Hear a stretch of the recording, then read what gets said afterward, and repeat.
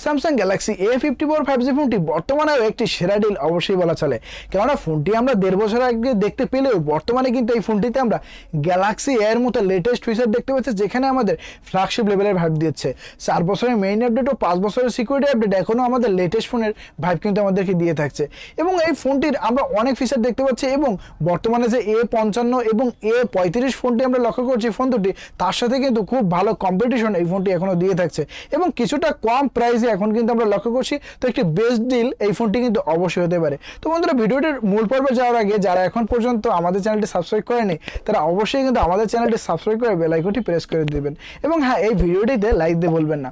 এই ফোনটির box content নিয়ে বলার তেমন কিছু নেই, আমরা অনেক আগেই ফোনটি দেখেছি এবং এই ফোনটিতে কিন্তু এই ফোনটির বক্সের মধ্যে আমরা অ্যাডাপ্টার পাচ্ছি না, যেটা একটি ব্যাড সাইড। এই ফোনের ক্ষেত্রে আমরা আলাদা অ্যাডাপ্টার আমাদের কিনতে হবে।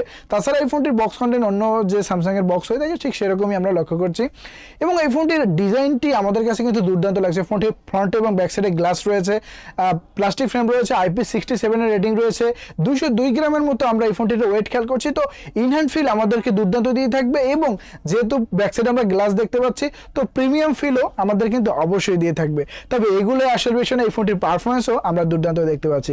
বিশেষ করে প্রথমে আমরা এই ফোনটির যদি ডিসপ্লে নিয়ে কথা বলি, এই ফোনটিতে 6.4 ইঞ্চি এর সুপার অ্যামোলেড ডিসপ্লে ব্যবহার করা আছে, রয়েছে 100 নিটস এর SBM, এবং ফোনটিতে স্টুডিও স্পিকার রয়েছে। তো আমাদের কন্টেন্ট ওয়াচিং এর ক্ষেত্রে বা সরাসরি মাল্টিমিডিয়ার কথা বলতে গেলে কোনো কমতি আমরা কিন্তু পাবো না। স্টুডিও স্পিকার থাকা আমাদের যে সাউন্ড কোয়ালিটি বা এখানে যে আমরা ভিডিও ওয়াচিং এর যে পারফরমেন্স সেটা কিন্তু আরও এনহ্যান্স করে তুলবে। এবং এই ফোনটিতে আমরা রীতিমতো এক্সিনোসের চিপসেট দেখতে পেয়েছিলাম, 13805 ন্যানোমিটার একটি চিপসেট ছিল, এবং তখনও আমরা কিন্তু প্রায় 5.5 লাখ প্লাস আন্তঃমার্ক দেখতে পেয়েছিলাম। এখনও এই ফোনটিতে কিন্তু একই রকম আন্তঃমার্ক দিয়ে যাচ্ছে, এবং পারফরমেন্সের কথা বলতে গেলে আমাদের একটি স্টেবল পারফরমেন্স দিচ্ছে। তবে বন্ধুরা, এক্ষেত্রে একটা বিষয় অবশ্যই লক্ষণীয়, এখন বর্তমানে আমরা বাংলাদেশে 5G পাচ্ছি না। তো আপনি যদি ডাটা অন করে গেম খেলেন বা রাফ ব্রাউজিং করেন বা হেভি অ্যাপস ব্যবহার করে থাকেন, সেক্ষেত্রে কিন্তু ফোনটি হিট আমরা লক্ষ্য করে থাকি। সেটা শুধু এই ফোনের ক্ষেত্রে নয়, আমরা কিন্তু স্যামসাং গ্যালাক্সি A55 বা A35 ফোন দেখছি, সেক্ষেত্রেও কিন্তু আমরা এটা লক্ষ্য করছি। এবং অনেকেই বলছে যে যখন ওয়াইফাই ব্যবহার করে, মানে ওয়াইফাই কানেক্ট করে ফোন ব্যবহার করে, সেক্ষেত্রে কিন্তু তারা একই রকম যে সমস্যার সম্মুখীন হচ্ছে না। তো আশা করা যাচ্ছে যখন বাংলাদেশের 5G আসবে তখন এই নেটওয়ার্কের যে স্টেবিলিটি সেটা কিন্তু অনেক ভালো হয়ে যাবে। তো এক্ষেত্রে বন্ধুরা ঠিক একই রকম পারফরমেন্স আমরা পেয়ে যাবো, এখানে ঘাবড়ানোর তেমন কিছুই নেই। খুব ভালো পারফরমেন্স আমাদেরকে দিয়ে থাকবে। তো যেটা বলার যে এক্সিনোসের যে প্রবলেমগুলো সেটা তো অবশ্যই থাকছে, এবং আপডেটের মাধ্যমে যেগুলো ঠিক করা যায় সেগুলো তো স্যামসাং ঠিক করেই দিচ্ছে। এবং বন্ধুরা, এক্ষেত্রে আমরা ওয়েস সিস্টেম হিসেবে One UI 6.1 দেখতে পেয়েছিলাম, এবং যেটা রান করেছিল Android 13 এর সাথে, এবং বর্তমানে ফোনটি আমরা Android 14 দেখতে পাচ্ছি। 3 বছরের আরও আপডেট আমরা পেয়ে যাবো, এবং 4 বছরের আরও সিকিউরিটি আপডেট কিন্তু ফোনটি আমাদেরকে প্রোভাইড করে থাকবে। তাছাড়া এই ফোনটি ক্যামেরার দিক থেকেও কোনো কমতি আমরা দেখছি না। ফোনটির ব্যাক প্যানেলে আমরা 3টি ক্যামেরা সেন্সর দেখতে পাচ্ছি, যেখানে মেন ক্যামেরা সেন্সরটি 50 মেগাপিক্সেল, একটি wise camera 12 megapixel ultrawide camera এবং 5 মেগাপিক্সেলের ম্যাক্রো ক্যামেরা ফোনটি আমাদেরকে প্রোভাইড করছে।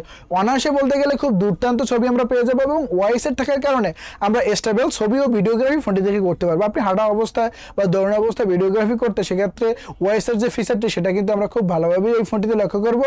খুব একটা কিন্তু যে সাবজেক্ট নড়াচড়া করবে না, খুব ভালো কিন্তু ডিটেক্ট করছে সাবজেক্টগুলো।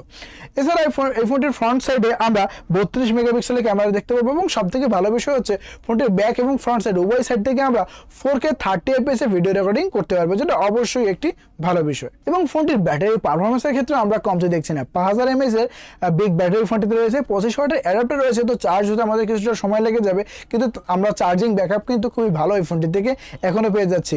তাছাড়া ইন ডিসপ্লে ফিঙ্গারপ্রিন্ট কিন্তু ফোনটি আমাদেরকে প্রোভাইড করছে। কানেক্টিভিটির কথা বলতে গেলে অবশ্যই এটি একটি 5G ফোন, ব্লুটুথ 5.3 রয়েছে, কানেক্টিভিটিতে আমরা NFC লক্ষ্য করবো, ওয়াইফাই 6 ফোনটিতে আমরা দেখতে পাচ্ছি, যেটা অবশ্যই একটি ফ্ল্যাগশিপ লেভেলের পারফরমেন্স কিন্তু আমাদেরকে দিয়ে থাকবে।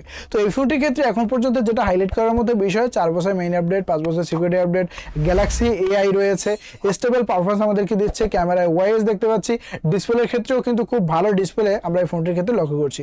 তো এবার আসা যাক বাজেটের ক্ষেত্রে। বন্ধুরা, এই ফোনটি এখন বর্তমানে বাংলাদেশ মার্কেটে আনঅফিসিয়ালভাবে 35,000 টাকার আশেপাশে কিন্তু পাওয়া যাচ্ছে বেস ভেরিয়েন্টে। তো অবশ্যই কিন্তু এটা একটি ভালো ডিল অবশ্যই হতে পারে। তবে আপনি যদি বাজেট বাড়াতে পারেন, যে না 35,000 থেকে আর 2-3,000 টাকা বাজেট বাড়ানো যায়।